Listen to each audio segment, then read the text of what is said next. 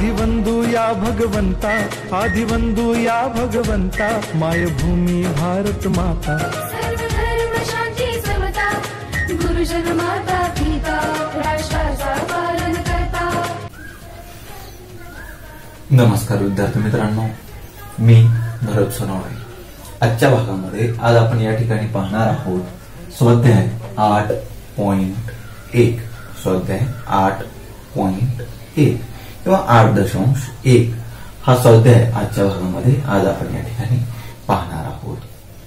विद्यार्थी मित्रांनो, या अगोदरच्या भागामध्ये आपण पाहिलेलं होतं एखाद्या संख्येचं वर्ग कसा करायचा किंवा एखाद्या संख्येचं वर्गमूळ कशा पद्धतीने शोधायचं हे आपण अगोदरच्या भागामध्ये पाहिलेलं आहे. तर त्या भागावर आधारितच हा आपणाला स्वाध्याय 8.1 आपणाला या ठिकाणी सोडवायचा आहे. तर काय आहे, तर याच्यामध्ये पहिला प्रश्न दिलेला आहे पहा. वर्गमुळामध्ये 0.09 अधिक वर्गमुळामध्ये 0.49 बरोबर किती, असा या ठिकाणी प्रश्न देण्यात आलेला आहे. तर सर्वात प्रथम आपणाला की जे 30 पर्यंतच्या संख्यांचे वर्ग आपणाला या ठिकाणी माहिती आहे व 900 पर्यंतच्या संख्यांचं वर्गमूळ सुद्धा आपल्याला या ठिकाणी माहिती आहे. तोंडपाठ असणं गरजेचं आहे.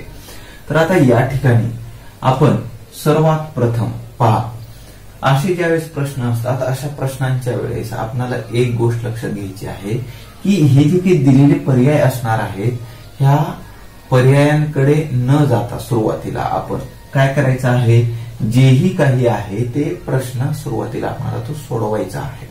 प्रश्न सोडवूनच आपल्याला त्याचं जे काही उत्तर आहे ते उत्तर या ठिकाणी शोधण्याचा प्रयत्न करायचा आहे.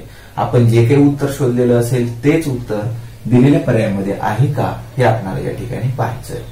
तर प्रश्न सोडवत असताना पहा, सुरुवातीला काय करावं लागेल आपल्याला, या ठिकाणी जे 0.09 च जे काही वर्गमूळ आहे याचं वर्गमूळ आपल्याला सुरुवातीला काढता आलं पाहिजे. बरोबर आहे.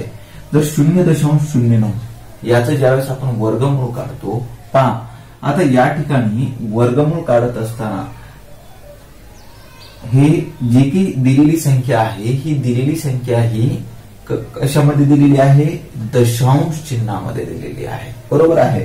त्यामुळे आपल्याला थोडस गडबड वाटते की आता याचं जे काही वर्गमूळ असणार आहे ते वर्गमूळ कसं शोधायचं. ओके, तर सुरुवातीला पहा, आपण ज्याही वेळेस एखाद्या संख्येचं वर्गमूळ काढतो, वर्गमूळ काढत असताना भलेही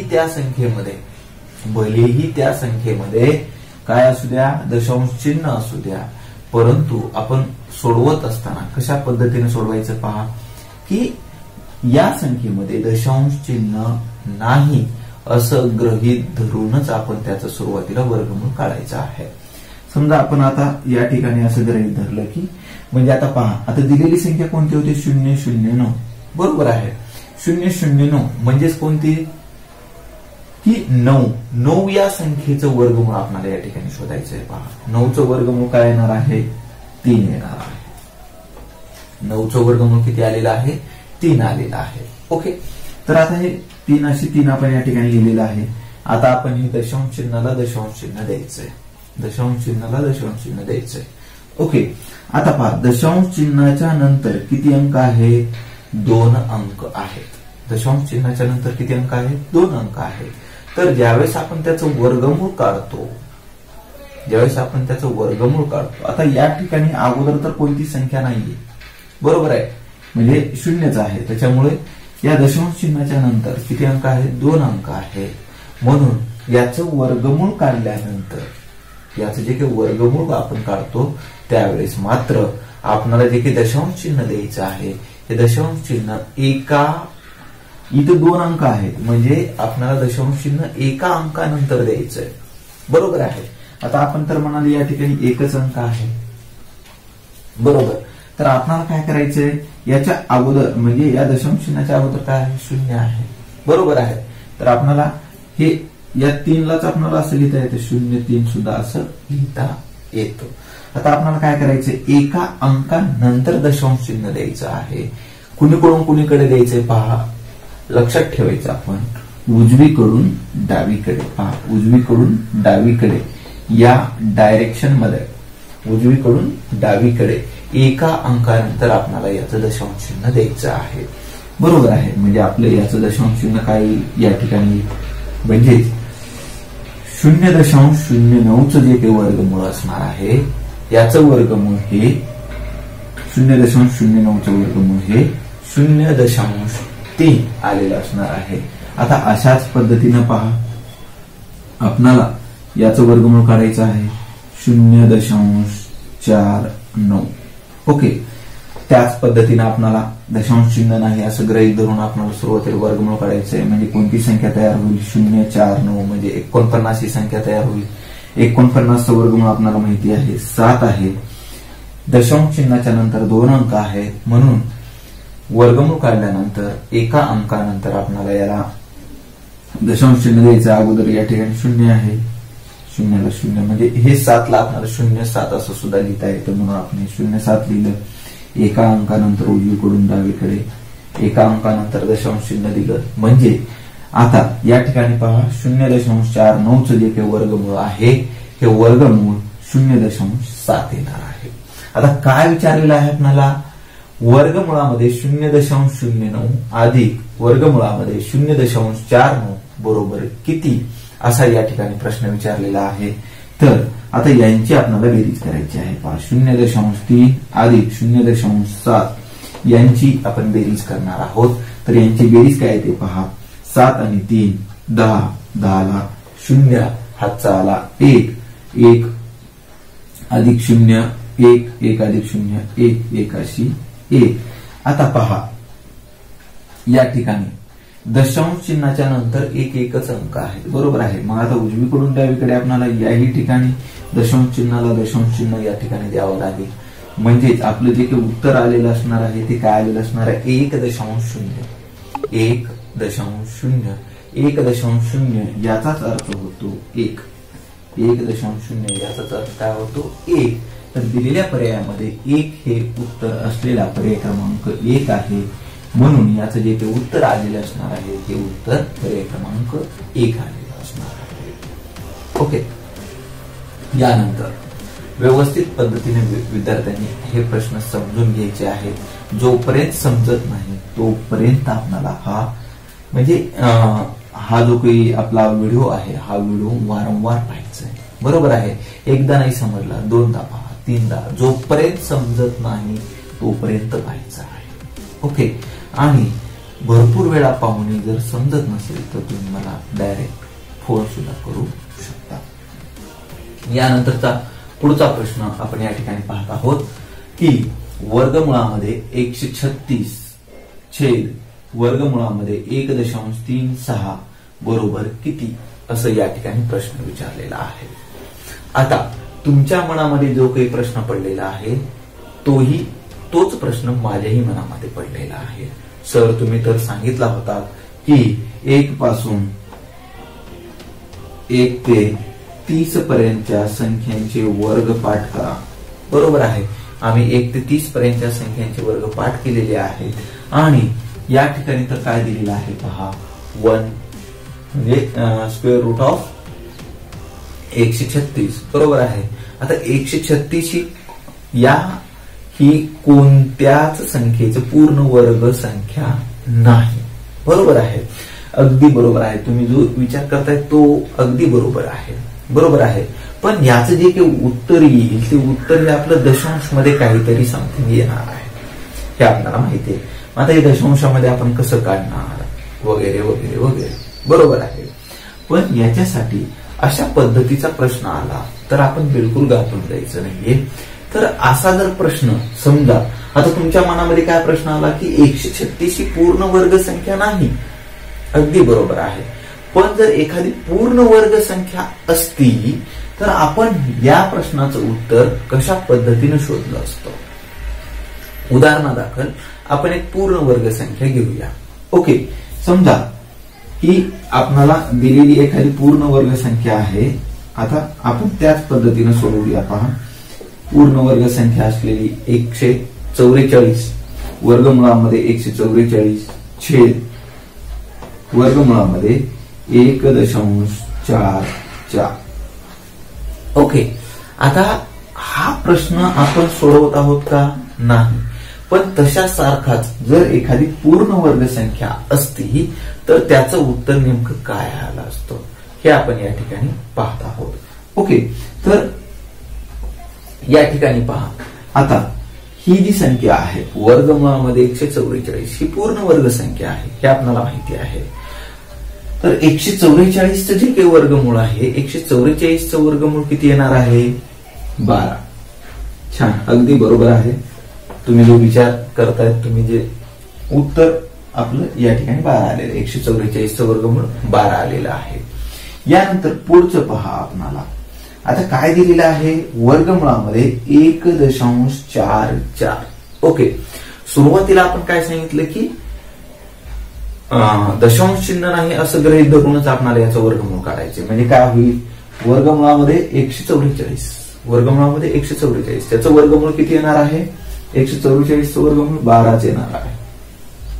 पहा, आपण 12 या ठिकाणी लिहिलेलं आहे. आता याच्या पुढे काय करायचंय पहा. या ठिकाणी आता आपण दशांश चिन्हाचा विचार करणार आहोत. आता या दशांश चिन्हाच्या पुढे किती अंक आहेत? 2 अंक आहेत. जर दशांश चिन्हाच्या पुढे जर 2 अंक असतील तर त्याचं वर्गमूळ काढल्यानंतर मात्र दशांश चिन्हाच्या पुढे फक्त एकच अंक असला पाहिजे. बरोबर आहे. मग आता या ठिकाणी आपल्याला जे दशांश चिन्ह द्यायचं आहे हे उजवीकडून डावीकडे जात असताना एका अंकानंतर एका संख्येनंतर म्हणत नाही आपण, एक या संख्येनंतर नाही, तर एका अंकानंतर आपल्याला याचं दशांश चिन्ह द्यायचे उजवीकडून डावीकडे. हा एक अंक सोडला आपण, या ठिकाणी दशांश चिन्ह दिलं.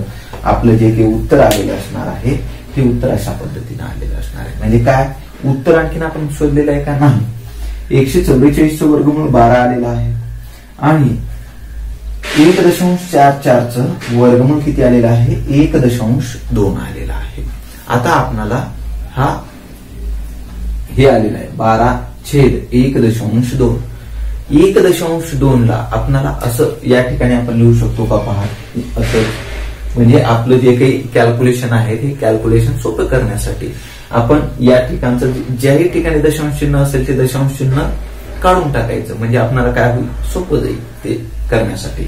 मग आपण काय करतो पहा, ही दोन्ही दशांश चिन्हाच्या पुढे किती अंक आहेत? एकच अंक आहे. म्हणून आपण या संख्येला किती गुणायचं आहे? 10 गुणायचं. म्हणजे काय करावं लागेल पहा, दोघांनाही अंशाला आणि छेदाला दोघांनाही आपण 10 गुणूया. 1.2 गुणिले 10. पहा काय काय केलेलं आहे? 12 गुणिले 10 छेद 1.2 गुणिले 10 दोघांनाही आपण 10 गुणत आहोत. म्हणजे काय होईल? 12 गुणिले 10 120 आणि या ठिकाणी 1.2 गुणिले 10 याचाच अर्थ काय होतो पहा, दशांश चिन्ह सोडून जर आपण याला हे केलं म्हणजे 12 गुणिले 10 हे सुद्धा 120 येणार आहे. परंतु दशांश चिन्हाच्या नंतर एक अंक आहे म्हणून उजवीकडून डावीकडे एका अंकानंतर आपल्याला दशांश चिन्ह द्यावं लागतं. म्हणजे काय येईल ते? 12.0. 12.0 याचाच अर्थ काय होतो? 12 होतो. काय होतो? 12 होतो. म्हणजे आता काय झालेलं आहे? 120/12. 120/12. 12 1 12, 12 1 12, 0 म्हणजे आपलं जे काही उत्तर आलेलं असणार आहे 10/1. 10/1 म्हणजेच उत्तर आपलं 10 आलेलं असणार आहे. पहा, हे याचं उत्तर आपण शोधलेलं आहे. मग आता याचं उत्तर किती येणार आहे? वर्गमुळामध्ये 136 छेद वर्गमुळामध्ये 1.36. बरोबर आहे. आता या पद्धतीनं जे आपण हे उदाहरण या ठिकाणी सोडवलेलं आहे त्याच पद्धतीनं याचं जे काही वर्गमूळ येणार आहे, वर्गमूळ असंच काहीतरी येईल दशांश चिन्हामध्ये व त्याला नंतर आपण हे 10 असेल 100 असेल काहीतरी गुणू आणि ते गुणल्यानंतर आपलं जे काही उत्तर येणार आहे याचं सुद्धा सेम असंच येणार आहे. म्हणजेच उत्तर काय येणार आहे? आपलं 10च येणार आहे. समजते सर्वांना कशा पद्धतीने केलेलं आहे? पहा, हे आपण सोडवलेलं आहे का? नाही. परंतु त्याच्या सारखंच दुसरं एक उदाहरण आपण या ठिकाणी सोडवलेलं आहे. त्याचं उत्तर या ठिकाणी राहिलेलं आहे. म्हणजे याचं सुद्धा उत्तर अशाच पद्धतीने 10च येणार आहे. म्हणजे त्याचं उत्तर काय असणार आहे? पर्याय क्रमांक 1 हे उत्तर असणार आहे.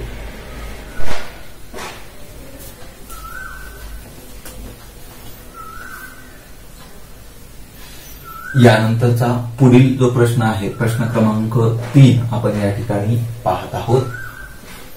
1111 मध्ये पुढील पैकी कोणती लहानांत लहान संख्या मिळवल्यास 4 अंकी सम पूर्ण वर्ग संख्या मिळेल असं या ठिकाणी विचारलेलं आहे. पहा, ज्याही वेळेस एखादा प्रश्न आपल्याला समजत नाही तो प्रश्न आपल्याला वारंवार त्या ठिकाणी त्याचं वाचन करायचं आहे. आता पहिल्या वाचनामध्ये आपल्याला जर हा प्रश्न समजला नाही तर परत एक वेळेस आपल्याला हा प्रश्न वाचायचा आहे.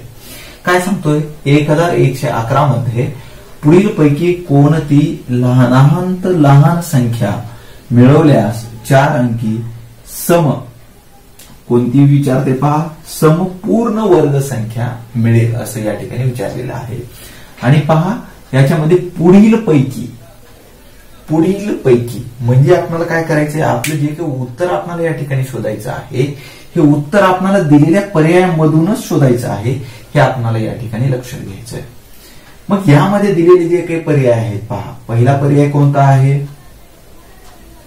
ऋण 22 आहे, दुसरा ऋण 87, तिसरा ऋण 111 व चौथा ऋण 150 असे एकूण 4 पर्याय दिलेले आहेत. ते दिलेल्या ज्या काही संख्या आहेत त्या दिलेल्या संख्या कोणत्या आहेत? पहा, ऋण संख्या आहेत. दिलेल्या कोणत्या संख्या आहेत? ऋण संख्या आहेत. आणि आता आपल्याला कोणती पूर्ण वर्ग संख्या शोधायची आहे? समपूर्ण वर्ग संख्या आपल्याला या ठिकाणी शोधायची आहे. ओके. आणि दिलेली जी कोणती संख्या आहे? पहा, 1111 आपल्याला या ठिकाणी दिलेली आहे. म्हणजे दिलेली संख्या कोणती आहे? विषम संख्या आहे. दिलेली संख्या कशी आहे? विषम संख्या आहे. आणि या विषम संख्येमध्ये कोणती संख्या लहानात लहान कोणती संख्या मिळवल्यानंतर आपल्याला 4 अंकी समपूर्ण वर्ग संख्या मिळेल असं आपल्याला या ठिकाणी विचारलेलं आहे. तर तत्पूर्वी आता हा प्रश्न सोडवण्याच्या अगोदर आपल्याला एक गोष्ट या ठिकाणी क्लिअर झाली पाहिजे की समजा कोणतीही एखादी विषम संख्या आहे, म्हणजे आता ही दिलेली संख्या कोणती आहे? विषम संख्या आहे. आता या विषम संख्येमध्ये कोणती संख्या मिळवल्यानंतर पहा आपलं जे काही उत्तर असणार आहे हे उत्तर समपूर्ण वर्ग संख्या येईल. ओके. तर समजा आपल्याला 21 अधिक आपण एक उदाहरणादाखल या ठिकाणी घेत आहोत. एक ऋण संख्या घेतलेली आहे आपण, बरोबर आहे, विषम ऋण संख्या घेतलेली आहे. 21 अधिक ऋण 1 याचाच अर्थ काय होतो? पहा, 21 वजा 1 बरोबर जे काही उत्तर येणार आहे आपलं हे उत्तर काय आलेलं आहे? सम संख्या आलेला आहे, बरोबर आहे. म्हणजे दिलेले, कारण यामध्ये दिलेल्या ज्या कोणत्या संख्या आहेत या संख्या कशा आहेत? ऋण संख्या आहेत, बरोबर आहे. आणि ऋण संख्या आहेत आणि या ठिकाणी दिलेली जी कोणती संख्या आहे ती विषम संख्या आहे.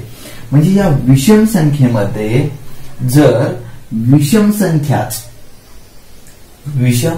संख्याच जर आपण ऋण विषम संख्या जर मिळवली तर आणि तर आपलं जे काही उत्तर आहे हे उत्तर काय यायला लागले? पहा, कोणतं यायला लागले? सम संख्या यायला लागलेला आहे.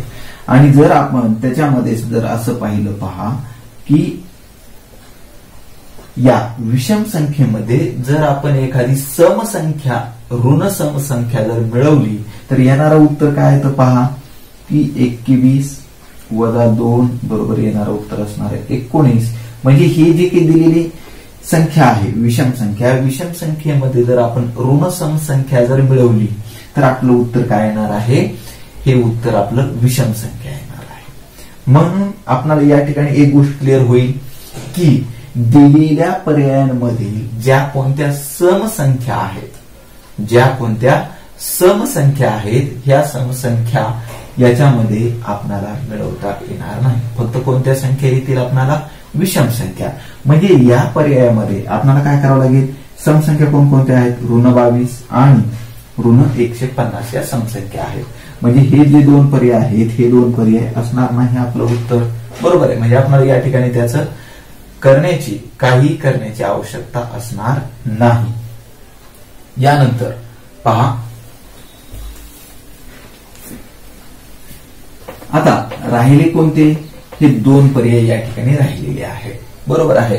मग आता हे जे दोन राहिलेले पर्याय आहेत कोणकोणते आहेत? ऋण 87 व ऋण 111. तर आता आपल्याला या ठिकाणी पाहायचंय कोणती गोष्ट या ठिकाणी पाहायचंय पहा, जी लहानात लहान असं विचारलेलं आहे. पहा काय विचारलेलं आहे? लहानांत लहान असं आपल्याला या ठिकाणी विचारलेलं आहे. तर आपण या ठिकाणी जे काही उत्तर आपण शोधण्याचा प्रयत्न करत आहोत हे उत्तर आपल्याला तोंडी कशा पद्धतीने शोधता येईल हे आपण या ठिकाणी पाहत आहोत विद्यार्थी मित्रांनो. मग आता पहा, जेवढी ऋण संख्या मोठी असते त्याची किंमत ही लहान असते. म्हणजे जेवढी ऋण संख्या मोठी तेवढी त्याची किंमत ही लहान असते आणि जेवढी लहान तेवढी त्याची किंमत ही मोठी असते. बरोबर आहे. म्हणून आता या ठिकाणी पहा, लहानात लहान विचारल्यामुळे आपण काय करूया सुरुवातीला, की हे जे आहे ऋण 111 या संख्येतून म्हणजे या 1111 आधी हे ऋण 111 म्हणजेच काय असणार आहे की 1111 वजा 111 बरोबर आपलं जे काही उत्तर येणार आहे हे उत्तर येणार आहे 1000. किती येणार आहे? 1000. 1000 ही 4 अंकी समसंख्या आहे. 1000 ही 4 अंकी समसंख्या आहे. पण आपल्याला इथं काय सांगितलेले? समपूर्ण वर्ग संख्या असं सांगितलेलं आहे. तर या ठिकाणी आपल्याला असं वाटेल की 1000 ही पूर्ण वर्ग समसंख्या आहे, समपूर्ण वर्ग संख्या आहे. परंतु तसं नाही. आता ही पूर्ण वर्ग संख्या नाही हे कशावरून आपण ओळखू शकतो? पहा की या ठिकाणी नंबर ऑफ भोपळाच बरोबर आहे. म्हणजे 1च्या नंतर किती भोपळे आहेत हे आपल्याला या ठिकाणी पाहायचंय. पहा ओके, नंबर ऑफ भोपळा म्हणजे हे जे काही आपले शून्य आहेत यालाच आपण भोपळा असं म्हणतो. पहा ओके, वेगवेगळं आपण त्याला म्हणतो. मग आता हे नंबर ऑफ भोपळाच किती आहेत? तर हे नंबर ऑफ भोपळाच किती आहेत? 3 आहेत. बरोबर आहे. तर यांची जी काही या भोपळ्यांची संख्या असते ही भोपळ्यांची संख्या आपण नेहमी लक्षात ठेवायचं की ही समसंख्या असते. म्हणजे कशी असणार आहे? पहा 2 असेल, 4 असेल, 6 असेल, 8 असेल, 10 असेल, 12 असेल. परंतु जी पूर्ण समसंख्या असते, पूर्ण वर्ग समसंख्या असते त्या ठिकाणी ही विषम भोपळ्यांची संख्या नसते. त्यामुळे ही 1000 जी आहे 1000 ही पूर्ण वर्ग संख्या असणार नाही. म्हणून हा सुद्धा पर्याय या ठिकाणी कटला. पहा बरोबर आहे.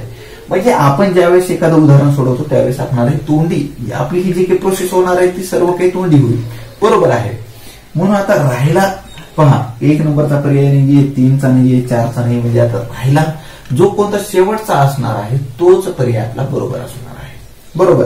तर या ठिकाणी आपण एक वेळेस पाहूया की नेमकं आपण जे काही उत्तर या ठिकाणी काढणार आहोत ते आपलं उत्तर बरोबर आहे का नाही हे आपण या ठिकाणी एकदा चेक करून पाहूया, कन्फर्म करून पाहूया. म्हणजे काय करावं लागेल? पहा 1111 अधिक ऋण 87 म्हणजेच काय होणार आहे? 1111 वजा 87 बरोबर. तर याचं आपलं जे काही उत्तर येणार आहे याची वजाबाकी केल्यानंतर हे उत्तर येईल 1024. 1024. तर 1024 या संख्येचं जे काही वर्गमूळ असणार आहे हे वर्गमूळ हे 32 आहे. म्हणजे 32 या संख्येचा वर्ग, 32 या संख्येचा वर्ग किती आहे? 1024 आहे. ही संख्या कशी आहे? समसंख्या आहे. पूर्ण वर्ग सुद्धा आहे. संपूर्ण वर्ग संख्या आहे. 4 अंकी संख्या आहे. बरोबर आहे. किती अंकी आहे? 4 अंकी संख्या आहे. मग आपलं जे काही उत्तर असणार आहे हे उत्तर कोणतं असणार आहे? पर्याय क्रमांक 2 ऋण 87. ऋण 87. निश्चितपणे आपल्याला हे उत्तर कशा पद्धतीने शोधायचं हे आपल्याला या ठिकाणी समजलेलं असणार आहे.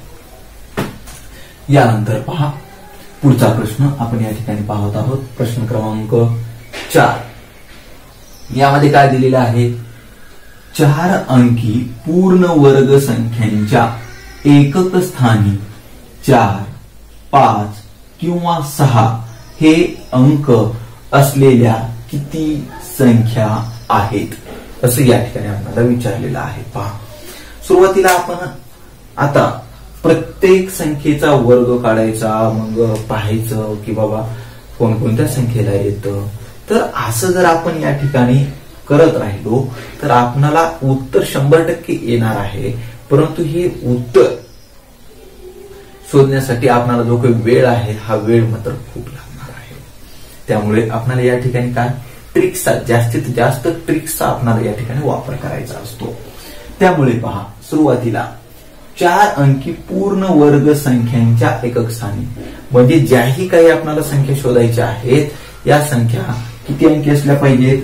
4 अंकी संख्या असल्या पाहिजेत. सर्वच्या सर्व 4 अंकी संख्या असल्या पाहिजेत. एवढं समजलं आपल्याला. आता ह्या ज्या काही 4 अंकी पूर्ण वर्ग संख्या असणार आहेत, तर आपण या ठिकाणी पाहिलं की जर आपण संख्यांचे वर्ग आपल्याला माहिती आहे, 30चा वर्ग आपल्याला माहिती आहे 900, 31चा वर्ग 961 असेल, त्यानंतर 32चा जो वर्ग आहे तो 1024 आहे. म्हणजे सुरुवात कुठून व्हायला लागली पहा की 32 पासून सुरुवात व्हायली. म्हणजे 4 अंकी पूर्ण वर्ग संख्यांची सुरुवात ही 32 पासून होत आहे. आणि त्याच्यानंतर जर आपण पाहिलं म्हणजे 100चा जर वर्ग केला तर 100चा वर्ग केल्यानंतर काय येतं पहा, येणारी जी संख्या असेल ती येणारी संख्या 5 अंकी येते. म्हणून आपण 99चा वर्ग केला तर 9801 असं काहीतरी येईल. म्हणजे जे काही आपल्या संख्या असणार आहे 4 अंकी पूर्ण वर्ग संख्या, या 4 अंकी पूर्ण वर्ग संख्या 32 ते 99 पर्यंतच्या संख्या असणार आहे. किती पर्यंतच्या पहा, सुरुवातीला आपण काय केलं की 4 अंकी पूर्ण वर्ग संख्यांच्या एकक स्थानी 4, 5, 6 हे अंक असलेल्या किती संख्या आहेत. तर सुरुवातीला 4 अंकी पूर्ण वर्ग संख्या असणाऱ्या किती ते किती पर्यंतचे वर्ग असणार आहेत, ते किती पर्यंतचे असणार आहेत? 32 ते 99 पर्यंतच्या संख्या असणार आहेत. यांचा वर्ग हा 4 अंकी येतो. हे आपल्याला या ठिकाणी सुरुवातीला समजून घ्यावं लागेल. यानंतर पहा, एकक स्थानी 4, 5 किंवा 6 हे अंक असलेले किती संख्या आहेत असं आपल्याला या ठिकाणी विचारलेलं आहे. तर या ठिकाणी आपल्याला सुरुवातीला समजणं गरजेचं आहे की कोणकोणत्या संख्येचा वर्ग केल्यानंतर की त्या संख्येच्या एकक स्थानी 4, 5 किंवा 6 हे अंक येतात. बरोबर आहे. तर सुरुवातीला पहा, ज्या संख्येच्या एकक स्थानी 2 हा अंक असेल, ज्या संख्येच्या एकक स्थानी 2 हा अंक असेल त्या संख्येच्या वर्ग हा एकक स्थानी त्याचा 4 हा अंक येतो. त्यानंतर ज्या संख्येच्या एकक स्थानी 8, ज्या संख्येच्या एकक स्थानी 8 हा अंक असतो त्याचा वर्ग केल्यानंतर त्याच्या एकक स्थानी 4 हा अंक येतो. म्हणजे 2 आणि 8. ओके. 5 तर माहिती आहे की ज्या संख्येच्या एकक स्थानी 5 हा अंक असतो त्याच्या वर्ग केल्यानंतर सुद्धा त्याच्या एकक स्थानी 5 हाच अंक असतो.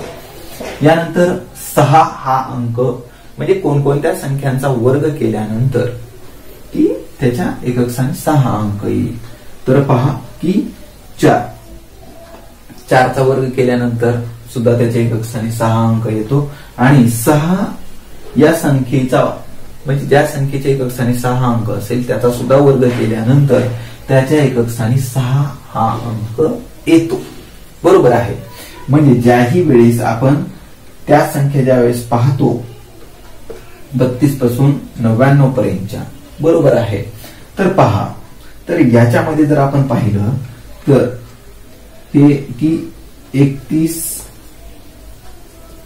ते 40 पर्यंत, 31 ते 40 पर्यंत म्हणजे असं ज्याही कोणत्या संख्या असतील, 31 ते 40 पर्यंत कोणकोणत्या संख्या येतात?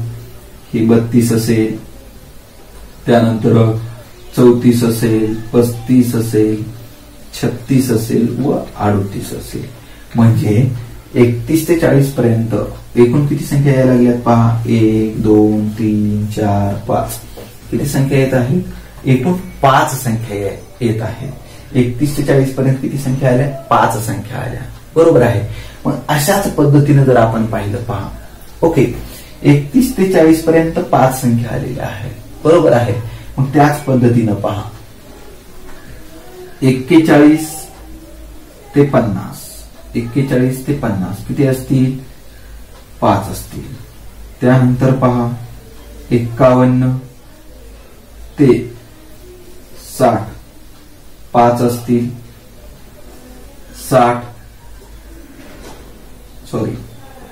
61 ते 70 5 असतील.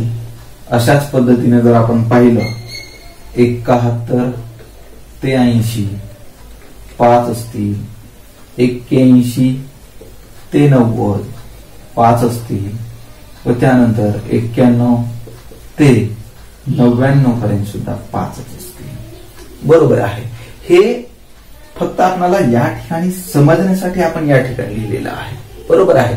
आपण त्यावेळेस उत्तर कसं पद्धतीने शोधणार आहोत पहा की 32 ते 40 पर्यंत फक्त 5 संख्यांच्या एकक स्थानी 4 5 किंवा 6 हे अंक असणार आहेत. बरोबर आहे. त्याच्यानंतर पहा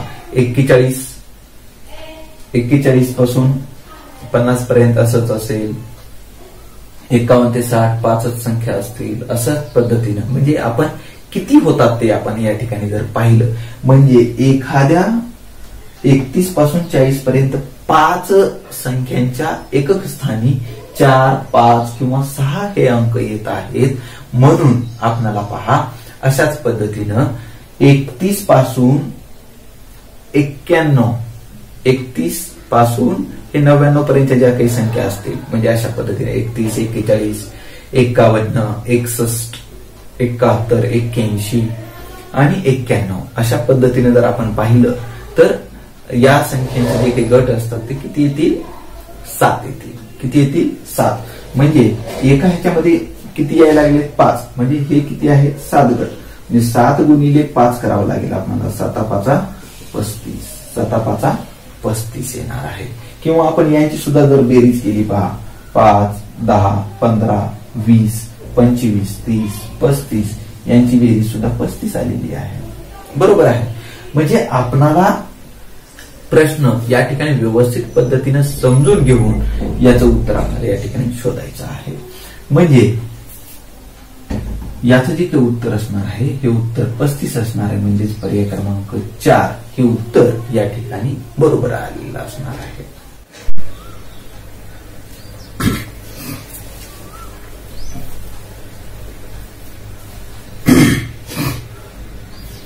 यानंतरचा पुढील जो प्रश्न आहे तो प्रश्न क्रमांक 5 या ठिकाणी आपण पाहणार आहोत. 1296च्या वर्गमुळातून 625च्या वर्गमुळाचे वर्गमूळ वजा केले तर पुढीलपैकी कोणत्या संख्येचे वर्गमूळ शिल्लक राहते असं या ठिकाणी प्रश्न विचारण्यात आलेला आहे. तर याही पूर्वी आपण सांगितलेलं आहे की कोणताही प्रश्न सोडवत असताना तो प्रश्न आपल्याला व्यवस्थित समजून घेणं गरजेचं आहे. तर आता हा जो काही प्रश्न दिलेला आहे हा प्रश्नाची मांडणी आपल्याला व्यवस्थित पद्धतीनं करता येणं गरजेचं आहे.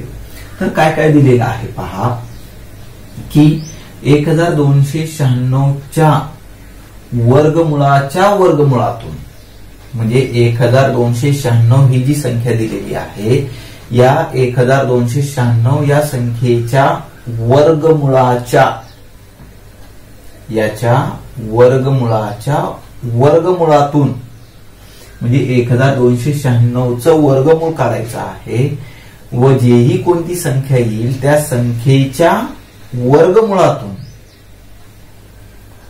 625च्या वर्गमुळाच्या म्हणजे 625च्या वर्गमुळाच्या वर्गमूळ वजा केले म्हणजे 625चं सुद्धा वर्गमूळ काढायचं आहे आणि त्याच्या जे काही उत्तर येईल 625चं वर्गमुळातून आणि त्याच्या वर्गमुळातून ती संख्या वजा करायची आहे आणि जेही काही उत्तर येईल ते उत्तर मात्र कोणत्या संख्येचं वर्गमूळ असेल हे आपल्याला या ठिकाणी विचारलेलं आहे. तर दिलेल्या प्रश्नाप्रमाणे सुरुवातीला आपण त्याची जी काही आहे ती मांडणी आपण या ठिकाणी सुरुवातीला करून घेणार आहोत. म्हणजे ज्यावेळेस आपली त्याची मांडणी होईल ती मांडणी झाल्यानंतर किंवा गरजू विद्यार्थ्यांपर्यंत आपणाला हा व्हिडिओ शेअर करायचा आहे, जेणेकरून त्याही विद्यार्थ्यांना या व्हिडिओचा निश्चितपणे फायदा होणार आहे. बरोबर आहे. सुरुवातीला आपल्याला काय करावं लागेल पहा, की हे जे 1296 आहे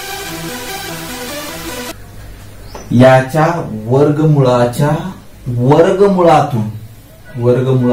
वर्गमुळातून असं सांगितलेलं आहे. म्हणजे याचं वर्गमूळ तर आपल्याला काढायचंच आहे 1296चं, परंतु त्याच्या वर्गमुळातून म्हणजे हे अशा पद्धतीने असणार आहे. वर्गमुळात 1296 याच्यातून आपल्याला काय करायचं आहे, 625च्या वर्गमुळाचे वर्गमूळ वजा केले म्हणजे वजाबाकी करायचे. याच्यातून काय करायचं आहे मग पहा, 625च्या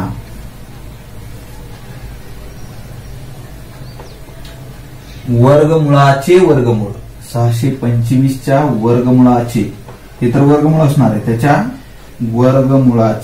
वर्गमुळाचे हे अशा पद्धतीने वजा केले तर पुढील पैकी कोणत्या संख्येचे वर्गमूळ शिल्लक राहते असं या ठिकाणी विचारलेलं आहे. तर आपल्याला काय करायचं सुरुवातीला पहा, की हे सुरुवातीला आपल्याला सोडवायचं आहे. मग ते उत्तर आल्यानंतर आपण पाहूया की नेमकं कुणाचं वर्गमूळ शिल्लक राहतं ते आपण या ठिकाणी पाहणार आहोत. काय करावं लागेल पहा, की सुरुवातीला आपल्याला पहा या 1296चं वर्गमूळ काढायचं आहे. आपण पहिल्या पद्धतीनं काय पाहिलेलं होतं आपण, की वर्गमूळ आपण कशा पद्धतीने काढत असतो, एखाद्या संख्येचं कोणत्याही संख्येचं वर्गमूळ आपण कसं शोधतो. तर काय करायचंय पहा आपल्याला, की या ठिकाणी आता मी जास्त हे सांगणार नाही कारण आपण अगोदर या ठिकाणी पाहिलेलं आहे. याच्यावरून आपण काय करणार आहोत, सुरुवातीला हे वर्गमूळ आपल्याला या ठिकाणी सोडवायचं आहे आणि हे जे मोठं वर्गमूळ असणार आहे हे वर्गमूळ जशास तसं आपल्याला सुरुवातीला लिहावं लागणार आहे. पहा हे वर्गमूळ. आता ज्यावेळेस आपण याचं वर्गमूळ काढतोय त्यावेळेस हे वर्गमूळ या ठिकाणावरून निघून जाईल.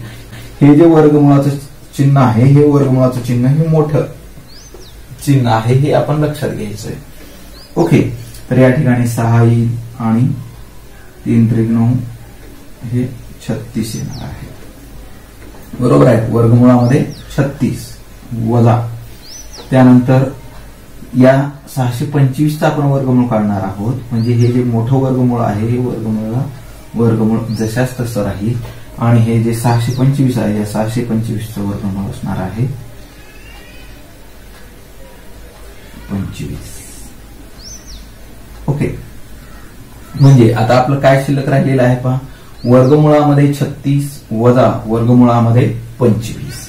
आता वर्गमूळ 36चं वर्गमूळ काय आहे तर पहा 6 वजा 25चं वर्गमूळ येतं 5. 6 वजा 5 6 वजा 5 बरोबर 1. 6 वजा 5 बरोबर 1. आपलं उत्तर आलेलं आहे 1. उत्तर काय आलेलं आहे 1 आलेलं आहे.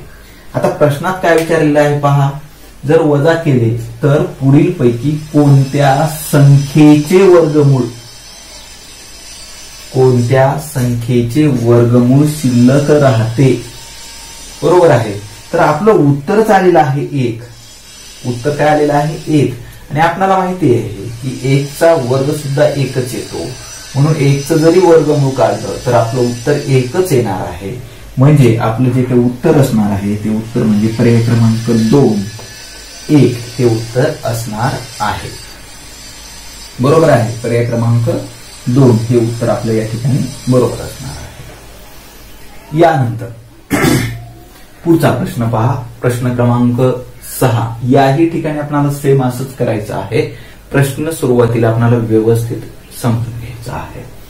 काय दिलेलं आहे, जर 2x वर्ग बरोबर वर्गमुळामध्ये 1024 तर x बरोबर प्रश्नचिन्ह असं या ठिकाणी दिलेलं आहे. तर सुरुवातीला आपणाला प्रश्न व्यवस्थित समजल्यानंतर आता पुढे काय करायचं आहे पहा, तर ते सोडवावे लागेल आपणाला. हे 2x चा वर्ग बरोबर वर्गमुळामध्ये 1024 वर्गमुळात 1024. तर या ठिकाणी पहा, आता हे जे 2x चा वर्ग आहे, 2x चा वर्ग, तर यालाच आपण अशा पद्धतीने लिहू शकतो का पहा, 2 गुणिले x चा वर्ग, 2 गुणिले x चा वर्ग बरोबर वर्गमुळामध्ये 1024. आता हे जे 2 आहे गुणाकारामधलं पलीकडे जाऊन काय होईल ते भागाकारामध्ये जाईल. म्हणजे या ठिकाणी काय शिल्लक राहील पहा, x चा वर्ग बरोबर. तर हे उत्तर आपण कशा पद्धतीने सोडवायचं ते आपण या ठिकाणी पाहत आहोत. ओके, तर स्टेप बाय स्टेप आपण या ठिकाणी सोडवत आहोत. कोणती स्टेप आपण अगोदर जरी सोडवलं तरी चालतं, म्हणजे या ठिकाणी तशी काही अडचण येणार नाही. आपल्याला समजण्यासाठी आपण या स्टेप्स या ठिकाणी वाढवत आहोत. एखादी स्टेप वाढेल या ठिकाणी छेद, आता हे जे गुणाकारातलं 2 होतं या ठिकाणी भागाकारामध्ये जाणार आहे. समजतंय सर्वांना, काही अडचण येणार नाही. आता पहा पुढे काय करायचं आहे आपल्याला, की हे जे 1024 आहे, या 1024चं वर्गमूळ आपल्याला या ठिकाणी काढायचं आहे. बरोबर आहे, 1024चं वर्गमूळ येतं 32/2. जशा तसं या ठिकाणी राहणार आहे 32/2. म्हणजे काय होईल पहा, बे एक बे 3 मधून 2 गेले, 1 शिल्लक राहिले, वरचे 2 खाली घेतले, 12 झाले व बेसख्ख 12. म्हणजेच काय आलेलं आहे आपलं उत्तर 16 आलेलं आहे. कुणाची किंमत आलेली आहे, ही x वर्गची किंमत आलेली आहे 16. x वर्गची किंमत आलेली आहे 16. परंतु विचारले काय आपल्याला या ठिकाणी, x ची किंमत विचारलेली आहे. पहा कशाची किंमत विचारलेली आहे, x ची किंमत. आणि आपली जी काही किंमत आलेली आहे ती x वर्गची किंमत आलेली आहे. आता या ठिकाणी आपल्याला भरपूर विद्यार्थ्यांना वाटलं असेल की आपलं उत्तर बरोबर आलेलं आहे, 16 हे उत्तर करेक्ट आहे.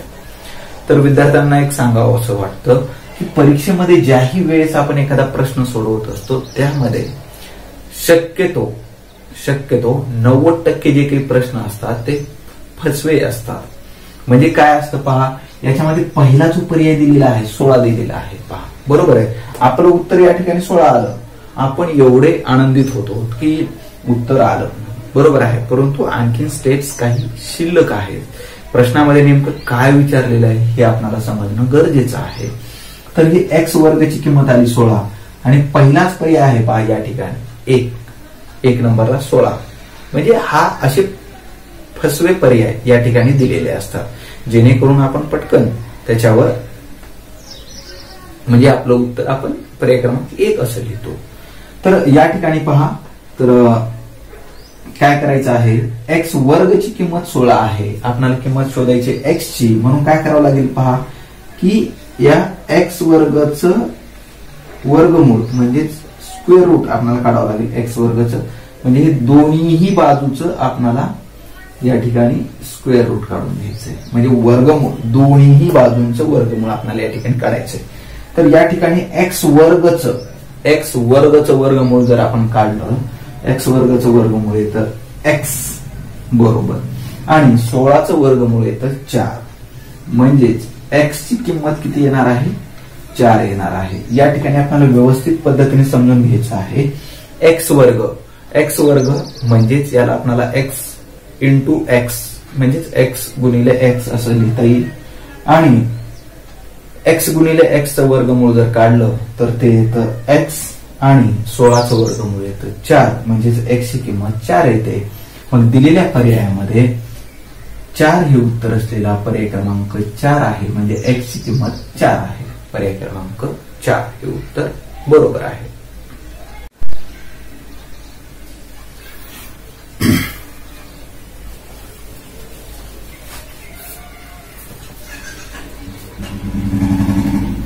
यानंतरचा प्रश्न क्रमांक 7, इयत्ता 7वी मध्ये जितके विद्यार्थी होते तितकेच रुपये प्रत्येक विद्यार्थ्याने वर्गणी दिली.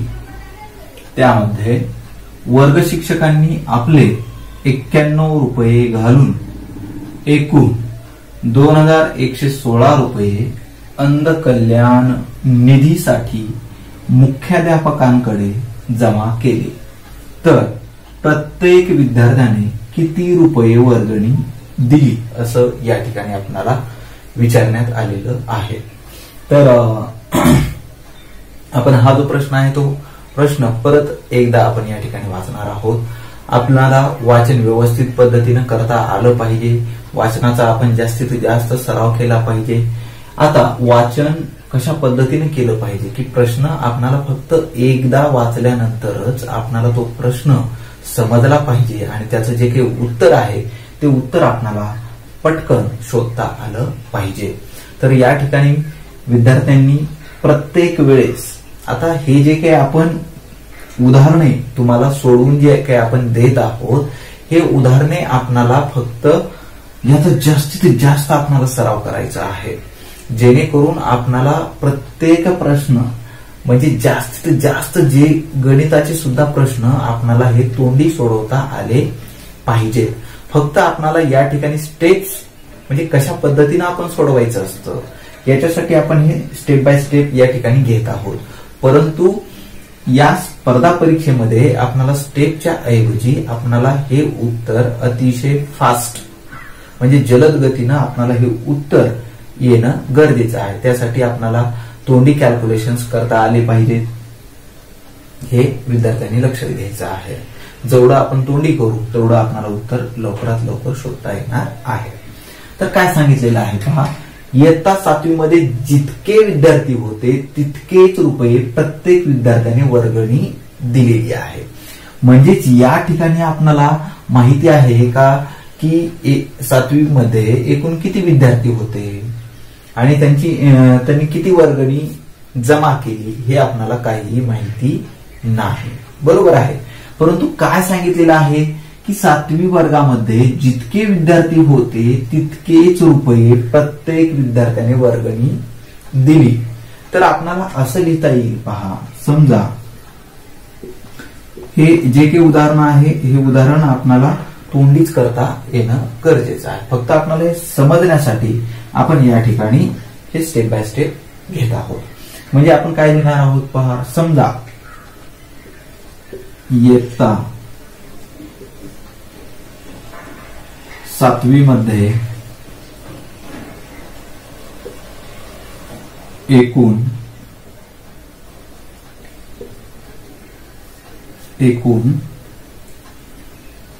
P विद्यार्थी आहेत.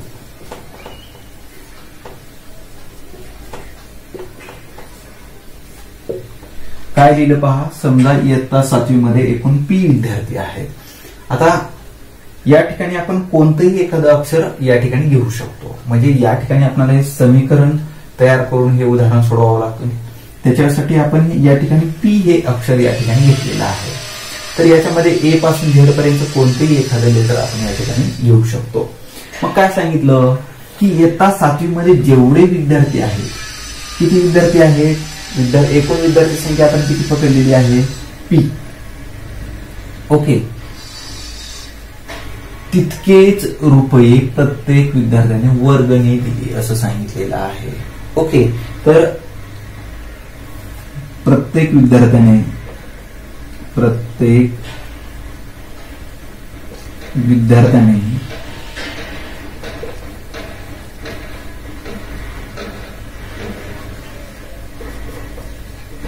दिलेली वर्गणी पहा, विद्यार्थी संख्या P आहे म्हणजे दिलेली वर्गणी सुद्धा म्हणजे प्रत्येक विद्यार्थ्यांनी जेवढी विद्यार्थी संख्या आहे तेवढीच वर्गणी दिलेली आहे. म्हणजे वर्गणी सुद्धा किती येणार आहे, P रुपयेच येणार आहे. ओके, त्यामध्ये वर्ग शिक्षकांनी आपले 91 रुपये घालून म्हणजे वर्ग शिक्षकांचे वर्ग शिक्षकांची रक्कम, वर्ग शिक्षकांची किंवा वर्ग शिक्षकांची रक्कम बरोबर किती आहे? वर्ग शिक्षकांनी किती रुपये घातलेले आहेत त्याच्यामध्ये? 91 रुपये घातलेले आहेत. पहा किती रुपये?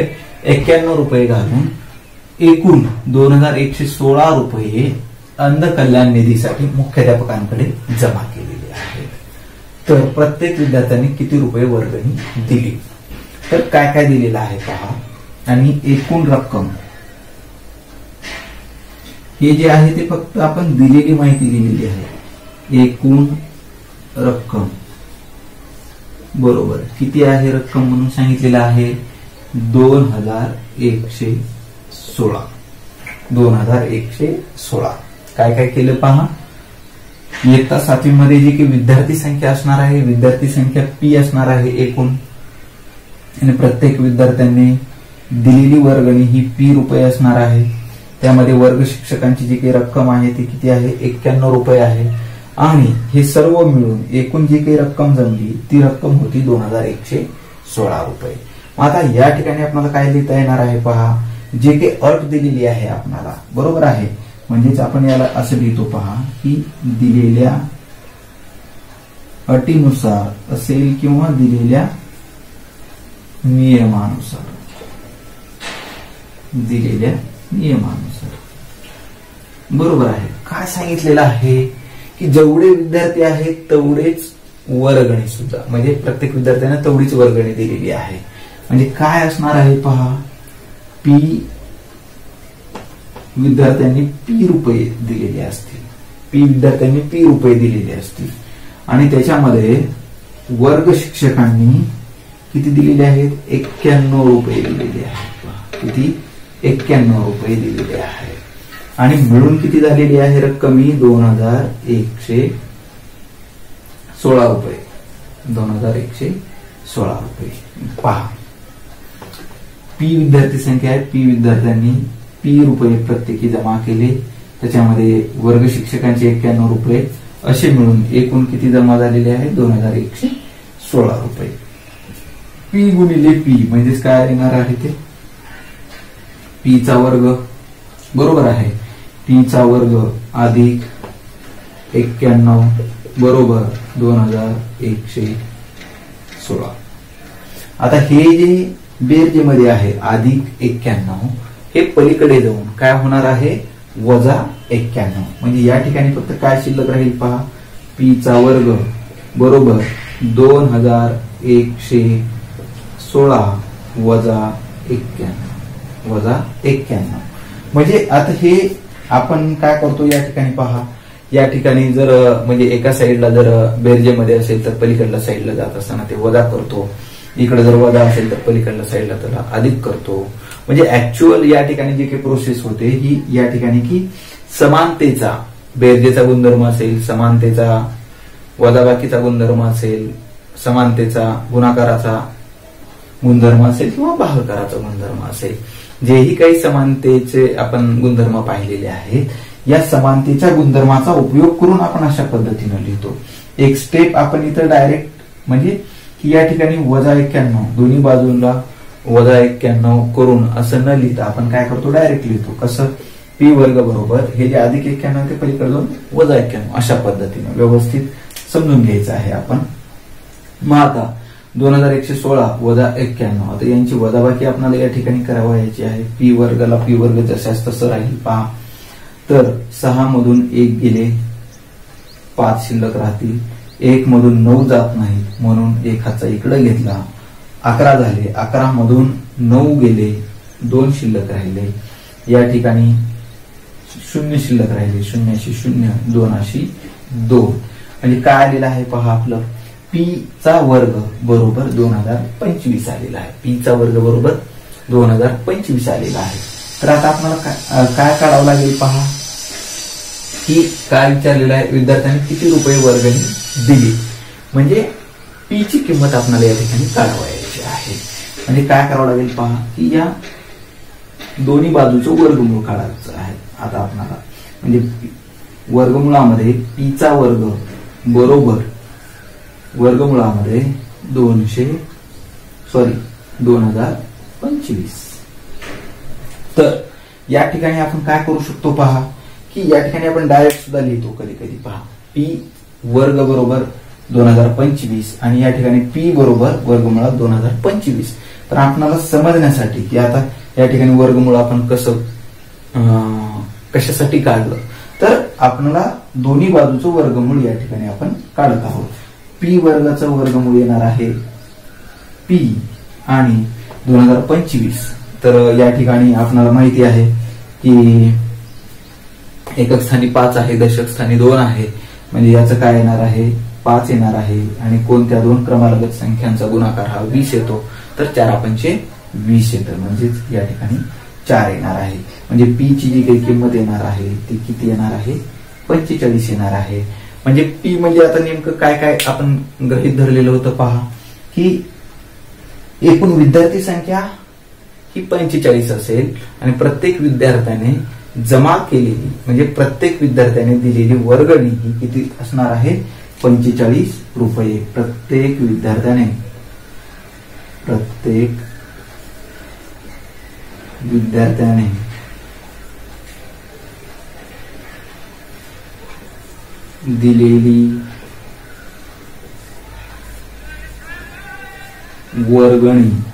दिलेली वर्गणी बरोबर काय असणार आहे तर ते उत्तर आपलं 45 रुपये असणार आहे. किती 45 रुपये. तर या ठिकाणी आपल्याला हेच विचारणार आहे पहा की प्रत्येक विद्यार्थ्याने किती रुपये वर्गणी दिली. तर प्रत्येक विद्यार्थ्याने 45 रुपये वर्गणी दिलेली आहे. म्हणजेच या ठिकाणी जे काही उत्तर असणार आहे ते पर्याय क्रमांक 2 हे उत्तर या ठिकाणी बरोबर असणार आहे.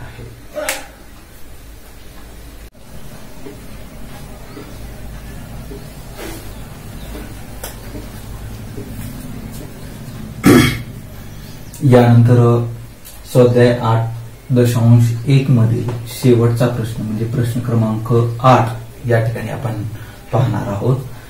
काय दिलेलं आहे पहा.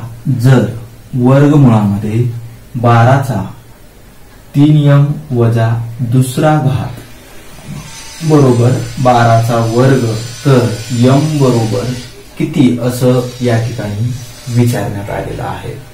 तर कोणताही प्रश्न सोडवत असताना पहा की आपण याचं जे काही उत्तर आहे ते आपण 2 पद्धतीनं शोधू शकतो. म्हणजे एक तर की आपण दिलेल्या पर्यायातून सुद्धा याचं उत्तर शोधू शकतो किंवा या प्रश्नाला सोडून सुद्धा आपण त्याचं उत्तर या ठिकाणी शोधू शकतो. तर आपण हे जे काही उत्तर आहे हे उत्तर दोन्ही पद्धतीनं आपण याचं उत्तर शोधण्याचा प्रयत्न करणार आहोत. कशा पद्धतीने याचं उत्तर आपण या ठिकाणी शोधायचं ते आपल्याला जी पद्धत सोपी वाटेल त्या पद्धतीचा जास्तीत जास्त आपण सराव करायचा आहे जेणेकरून आपल्याला त्याचं उत्तर पटकन म्हणजे लवकरात लवकर शोधता येईल. त्यासाठी आपण त्याचा सराव करायचा आहे. काय दिलेलं आहे तर सुरुवातीला आपल्याला काय करावं लागेल पहा. जेही काही प्रश्न आहे तो जशाच तसा आपल्याला लिहायचा आहे. सुरुवातीला काय दिलेलं आहे वर्गमुळामध्ये 12चा 3m वजा दुसरा घात बरोबर 12चा वर्ग असं या ठिकाणी आपल्याला देण्यात आलेलं आहे. तर याही पूर्वी आपण अशा पद्धतीचे उदाहरण आपण या ठिकाणी सोडवलेले होते पहा. कशा पद्धतीने सोडवलेलं होतं की आता काय करावं लागेल पहा. सुरुवातीला आपल्याला थोडा विचार करायचा आहे की हे उत्तर आपण कशा पद्धतीने सोडवू शकतो. हे सोडवत असताना काय करावं लागेल सुरुवातीला आपल्याला की हे जे वर्गमूळ आहे ते वर्गमूळ सुरुवातीला आपल्याला काढून टाकावं लागेल. जर एखाद्या संख्येचं वर्गमूळ जर काढायचं असेल तर काय करायचं असतं पहा की त्या संख्येचं म्हणजे जी संख्या वर्गमुळामध्ये आहे त्या संख्येचा वर्ग करायचा. काय करायचं जी संख्या वर्गमुळामध्ये आहे त्याच संख्येचा वर्ग करायचा. त्याच संख्येचा वर्ग करायचा म्हणजे नेमकं फक्त एकाच बाजूचा वर्ग करायचा का नाही तर दोन्हीही बाजूचा आपल्याला वर्ग या ठिकाणी करायचा असतो. म्हणजे काय होईल समानतेचा गुणधर्म आपल्याला या ठिकाणी वापरायचा असतो. म्हणजे दोन्हीही बाजूला आपल्याला त्या ठिकाणी समानतेचा गुणधर्म वापरावा लागतो आणि तो वापरत असताना काय करावं लागेल की दोन्हीही बाजूंचा वर्ग करून, ओके, दोन्ही बाजूंचा वर्ग करून. म्हणजे कसं करणार आपण पहा. 12 वर्गमुळामध्ये 12चा 3m वजा दुसरा घात, याला कंसामध्ये लिहायचं आहे, त्याचा वर्ग बरोबर काय असणार आहे. या ठिकाणी तर अगोदरच दिलेला आहे, 12चा वर्ग अगोदरच देण्यात आलेला आहे. तर या वर्गाचा वर्ग आणखीन आपल्याला करावा लागेल. पहा, वर्गाचा वर्ग, ओके, हे अगोदरच दिलेलं होतं 12चा वर्ग, बरोबर आहे. तर या ठिकाणी आपण दोन्हीही बाजूचा वर्ग या ठिकाणी करत आहोत. तर आपल्याला या ठिकाणी त्याच पद्धतीने लिहायचं आहे, दोन्ही बाजूचा वर्ग करून. आता या ठिकाणी पुढे काय होईल पहा, की याचं जे काही वर्गमूळ आहे हे वर्गमूळ या ठिकाणी निघून जाईल. म्हणजे फक्त या ठिकाणी शिल्लक काय राहणार आहे, 12चा 3m वजा दुसरा घात बरोबर या ठिकाणी पहा हे 12. आपल्याला घातांकाचा नियम माहिती आहे, घाताचा घात बरोबर मोठा घात असं नाही, बरोबर आहे. तर घाताचा घात, ओके, तर घात करायचा नाही आपल्याला. तर हा जो काही घातांक आहे, ओके, 12चा घातांक किती आहे, 2 आहे, आणि त्याचा घात परत आणखीन 2 आहे. जर घाताचा घात असेल तर त्या घातांकाचा काय होत असतो, गुणाकार होत असतो. घातांकाचा काय होतो, गुणाकार होतो. तर या ठिकाणी घात करायचाही नाही आणि घात करूनही घ्यायचा नाही आपल्याला. तर या ठिकाणी आपल्याला याचा घात करायचा आहे. म्हणजे 2 गुणिले 2, 2 गुणिले 2, 2 गुणिले 2 किती होतं, 4 होतं. म्हणजे या ठिकाणी काय येईल आपलं उत्तर पहा, 12चा चौथा घात येणार आहे. पहा, म्हणजे काय काय आलेलं आहे, 12चा 3m वजा दुसरा घात बरोबर 12चा चौथा घात. या ठिकाणी जर आपण पाहिलं, या दोन्हीही याचा जर विचार केला तर ह्याच्यामध्ये जो पाया आहे हा पाया कसा आहे, सारखा आहे. कसा आहे, पाया सारखाच आहे, पाया सारखाच आहे. पाया कसा आहे, सारखाच आहे. म्हणून हे बरोबर आहे. पहा, हे बरोबरचं चिन्ह आहे. म्हणजे हे दोन्हीही बरोबरच आहेत. म्हणजे त्यांचा पायाही समान असणार आहे आणि त्यांचा जो काही घात आहे, म्हणजे त्यांचा जे काही घातांक असणार आहेत, हे घातांक सुद्धा कसे असणार आहेत, सारखेच असणार आहेत. म्हणून त्यांचे घातांक सुद्धा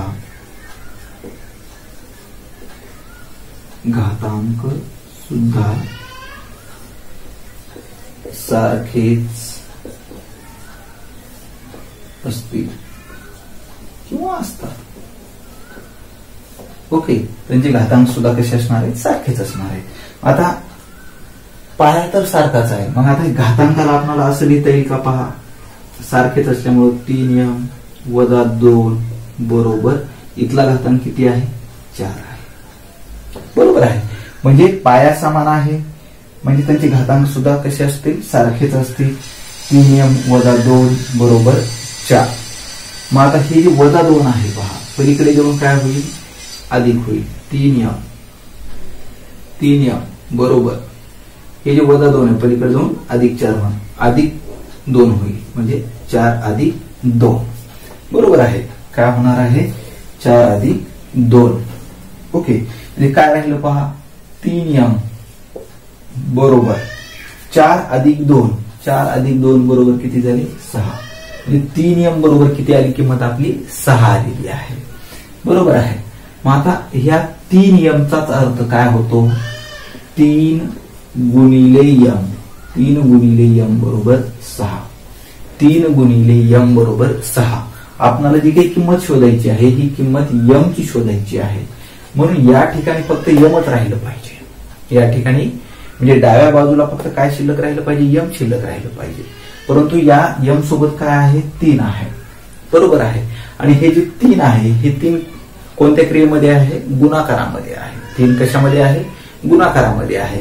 म्हणजे या ठिकाणी डाव्या बाजूला जर गुणाकारामध्ये असेल तर उजव्या बाजूला पाठवत असताना पहा, सहजासहजी जात नाही. हे गुणाकारामध्ये आहे, म्हणजे साईड चेंज करत असताना ते भागाकारामध्ये जाणार आहे. कशामध्ये जाणार आहे? भागाकारामध्ये जाणार आहे. पहा, म्हणजे समजा एखाद्याला आपल्याला हाकलून द्यायचं आहे, समजा एखादा खूपच आपल्याला त्रास देत आहे, त्याला हाकलून द्यायचं आहे, मग त्यावेळेस आपण काय म्हणतो? पहा, जा बाबा जा. मग तो सहजासहजी जात नाही, मग त्याला आपण थोडासा भाव देतो. बाबा त्याची जे काही डिमांड असेल, जे काही रिक्वायरमेंट असेल ते देऊन आपण त्याला पटकन हाकलून देत असतो. मग तसंच आपल्याला याही ठिकाणी काय करायचं? हाकलून द्यायचंय, पाठवून द्यायची दुसऱ्या बाजूला, बरोबर आहे. म्हणून त्याची जे काही डिमांड असणार हे कशामध्ये? गुणाकारामध्ये. तर म्हणलं मी जातो भागाकारामध्ये, नो प्रॉब्लेम, जा बाबा, काही अडचण नाही. आपण काय केलं? यम बरोबर हे जे गुणाकारातलं 3 आहे ते इकडे येऊन काय आलं? भागाकारामध्ये. 6/3, 6/3. पहा, 3 1 3, 3 2 6. काय आलं? यम बरोबर 2/1. 2/1 म्हणजेच काय? यम बरोबर किती येणार आहे? 2. यम बरोबर किती येणार आहे? 2 येणार आहे. पहा, मग आता मला प्रश्न पडला की हे जे काही यम बरोबर 2 काढलेलं उत्तर आहे, आपण हे उत्तर आपलं बरोबर आहे का नाही? ओके, सध्या आता आपण एक विचार करायचा की आपण जे काही उत्तर या ठिकाणी काढलेलं आहे, हे ज्या पद्धतीने आपण हे उत्तर सोडवलेलं आहे त्या पद्धतीने यम ची किंमत किती आलेली आहे? 2 आलेली आहे. मग आपलं जे काही उत्तर असणार आहे ते 2 असणार आहे. पर्याय क्रमांक 2 ला 2 हे उत्तर आहे, म्हणून आपण याचं उत्तर पर्याय क्रमांक 2 असं या ठिकाणी लिहिणार आहोत. पहा, ओके. यानंतर आता हे काय केलं आपण? हे उदाहरण सोडवून त्याचं उत्तर काढलं की यम बरोबर 2. आता आपल्याला याचा पडताळा सुद्धा घ्यायचा आहे, आणि आपण आणखीन एक पद्धत या ठिकाणी सांगितलेली होती, ती म्हणजे की आपण दिलेल्या पर्यायातून याचं उत्तर कशा पद्धतीने शोधायचं. समजा मला हे काहीच नाही समजलं, कसं करायचं, काय नाही, वगैरे वगैरे वगैरे वगैरे, तर त्याला दुसरा एक ऑप्शन असतो की आपण दिलेल्या पर्यायाच्या माध्यमातून सुद्धा त्या संख्येचं म्हणजे त्या प्रश्नाचं उत्तर आपण त्याला शोधू शकतो.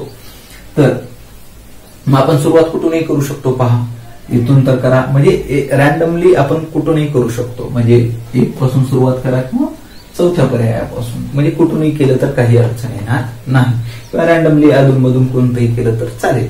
परंतु एका म्हणजे 1 पासून तर सुरुवात केली किंवा 4 पासून जर सुरुवात केली तर आपल्याला उत्तर शोधायला जरा थोडंसं सोपं जातं, म्हणजे विसरत नाही की बाबा हा पर्याय घेतला होता का नाही, हा पर्याय घेतला होता का नाही. त्यासाठी आपण सुरुवात 1 पासून करणार आहोत. काय की यम ची किंमत आपण जर 4 घेतली, यम ची किंमत किती घेतली? 4 घेतली, तर आपण हे उत्तर कसं, म्हणजे उत्तर बरोबर आहे का नाही कसं शोधायचं? पहा, सेम प्रोसिजर आहे.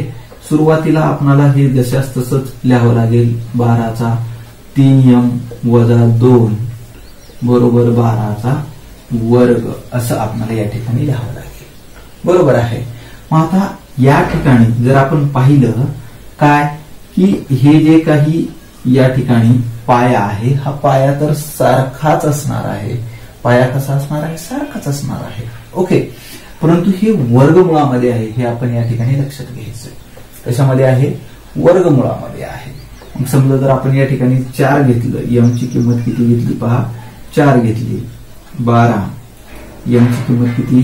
4 आहे, म्हणजे 3 गुणिले 4 वजा 2 बरोबर 12चा वर्ग बरोबर 12चा वर्ग असेल.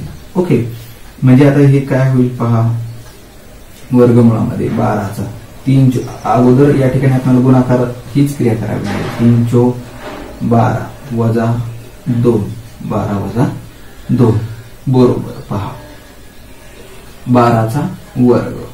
या ठिकाणी काय येईल? पहा, 12 वर्गमुळामध्ये 12चा 12 वजा दुसरा घात, म्हणजे 12 वजा दुसरा म्हणजे किती येणार आहे? 10वा घात येणार आहे. कितवा? 10वा घात बरोबर 12चा वर्ग. ओके, मग आता पहा, आता हे वर्गमुळामध्ये आहे. आता हे वर्गमूळ तर आपण काढून टाकूया. मग काय करावं लागेल? आपल्याला या दोन्ही बाजूंचा वर्ग करावा लागेल. म्हणजे वर्गमुळामध्ये 12चा 10वा घात त्याचा वर्ग बरोबर 12चा वर्गाचा वर्ग बरोबर. म्हणजे या ठिकाणी काय शिल्लक राहील पहा, तर हे 12चा 10वा घात बरोबर या ठिकाणी 12चा चौथा घात बरोबर आहे. 12चा 10वा घात बरोबर 12चा चौथा घात. तर या ठिकाणी जर आपण पाहिलं 12चा 10वा घात बरोबर 12चा चौथा घात हे असू शकत नाही बरोबर आहे. हे काही असू शकत नाही. म्हणजे आपलं जे काही उत्तर आहे हे पर्याय क्रमांक 1 चं जे काही उत्तर आहे 4 हे उत्तर असू शकणार नाही. ओके. मग आता आपल्याला काय करावं लागेल, पुढची स्टेप म्हणजे पुढचं पर्याय या ठिकाणी आपल्याला पाहावं लागेल. म्हणजेच आपण याचा पडताळा सुद्धा होईल. पहा आता पर्याय 2 ला काय दिलेलं आहे, m ची किंमत 2. तर आपण ते 2 या ठिकाणी ठेवून पाहूया.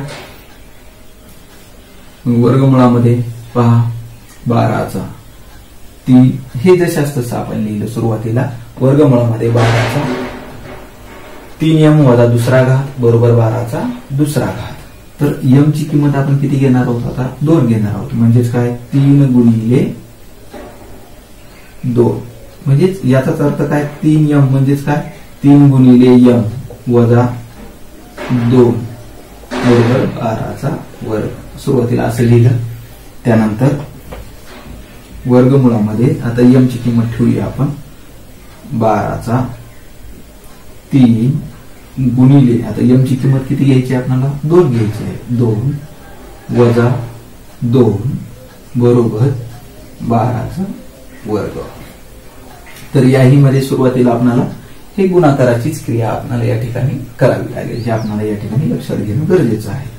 त्यामुळे वर्गमुळामध्ये पहा 12चा 3 गुणिले 2 कितवा घात होईल 6वा घात वजा 2 बरोबर 12चा वर्ग जशाच तसं.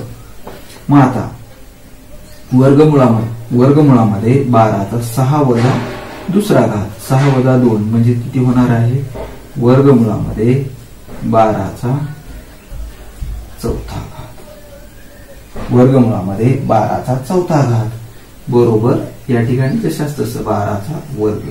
आता आपल्याला काय करायचं आहे, याचं वर्गमूळ काढून टाकायचं आहे. म्हणजे काय करावं लागेल आपल्याला, दोन्ही बाजूचा वर्ग या ठिकाणी करावा लागेल.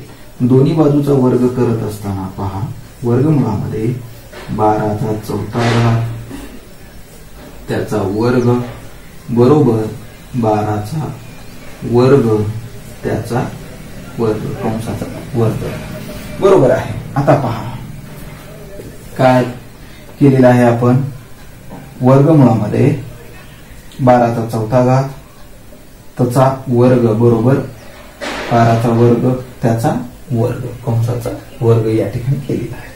आता 12चा चौथा वर्गमुळामध्ये 12चा चौथा घात त्याचा वर्ग म्हणजेच काय होणार आहे, फक्त या ठिकाणी काय होतं, याचं जे काही ते वर्गमूळ निघून जाते. पहा वर्ग केल्यानंतर म्हणजे फक्त काय शिल्लक राहणार आहे, 12चा चौथा घात या ठिकाणी शिल्लक राहणार. 12चा चौथा घात या ठिकाणी बरोबरला बरोबर.